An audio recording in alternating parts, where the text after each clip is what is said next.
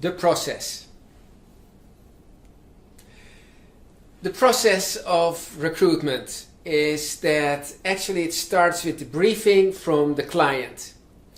After the briefing, you do the search. After the search, you do the selection of candidates. Then you communicate with your customer and you work together with your colleagues, right? So you have briefing, search, selection, candidates, your customer and your colleagues. And if we have a look at what this all means with attack, like an attack stands for attitude, technique, action and culture. What about your attitude? And that is that if you want to be good, you must have an attitude that you love your job. And you can love your job only if you love yourself, if you feel good about yourself.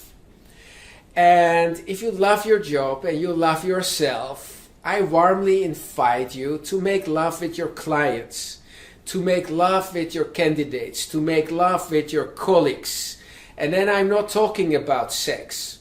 I'm talking about love making means that you help them, that you always say yes, that you are always there for them, that you are help driven. That is the attitude which makes you a successful recruiter. That is what makes you reach for and achieve star quality. But attitude alone, of course, is not enough. You need technique. You need to know all your search tools. You need to understand a briefing and to talk with your client about the briefing. You need to make a search plan. You need to know all your selection tools. You need to how to interview a candidate over the phone, how to interview people over Skype, and how to do a face-to-face interview, right? You need to know how you communicate with clients, how you communicate with candidates and colleagues. Having a great attitude and having a great technique is not enough either, right? You also need to take relentless action. Imagine you are Ronaldo from Madrid and you are great in football. You are probably one of the best players in the world. But if you are not playing in the field, if you are not allowed to play the game, your technique, your attitude is useless. And that's the same for you. You are a great recruiter. You know how to interview. You know how to search. You know how to get the candidates. But if you don't take action, or if you just take a little action, you just have little results. So it means that you have to take relentless action. And that is not all either. Because it's also about culture. It's also about you feeling comfortable in GIT in Czech Republic, or with Avanta in Russia or Ukraine, or at Lugera, right? You have to feel comfortable with our values. And our values is that we do stuff immediately, that we don't postpone, that we see in every problem a lot of opportunities. That if we think, wow, 80 interviews is a lot. No, your attitude and the culture in which we live in is that what 80 interviews? I will show you that I can do 120 interviews. What 400 phone calls? I'll do 600 phone calls. What 30 CVs introduced to my client each month? No, I'll send 40. Or 50, right? I will constantly increase my skills. I will constantly increase my comfort zone, right? That is what it is the culture of what we are. Because we are passionate about recruitment. We want to reach for the stars. We don't want an average job. We don't want average people. We don't want average output.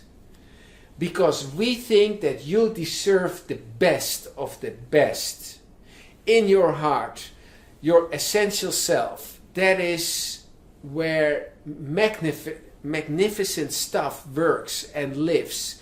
You are awesome and you can do awesome things. And you will do these awesome things and you can do them in our company if you are passionate about recruitment. So, what are we doing actually before we get the vacancy? What are we doing before we are getting the vacancy? And that is the briefing, right? So -8 hours to 0 hours is about the briefing from the client, right? And that is actually the foundation of a successful or unsuccessful search project. Because if your briefing is not good, you will select the wrong people. If your briefing is perfect, it's easy for you to select great people. And a lot of stuff goes wrong with the briefing or the profile we get from the client. Because many clients put a lot of stupid stuff in the vacancy. Stuff you can't use or stuff which is irrelevant. To exaggerate, they would love to have a person speaking 4 languages, mastering Java, PHP, .NET, Cobalt, C++, and MySQL, and I don't know what more. The person should have 10 years of working experience, and the person should be 22 years of age at a salary of 200 euros per month, right? I exaggerate. But we get those vacancies with profiles. And you as a recruiter have to talk with the client and to bring down the briefing, the job profile, to a workable format. If they need 4 languages to speak, you will ask them, are they all relevant? What if they don't speak French?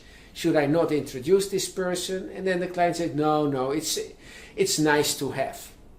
So you bring down the job profile to all the must-haves. And you will find out that the must-haves are not as many as the job profile writes about. That makes your search much easier, much better, and you will be able to find great candidates fast. But if you take the job profile literally and every condition in it, you most likely will never find the candidate because those candidates don't exist. So if you look at the profile, you separate the stupid stuff from the real stuff, and you focus on the real stuff and you communicate that with your client. Another part of the briefing is the company.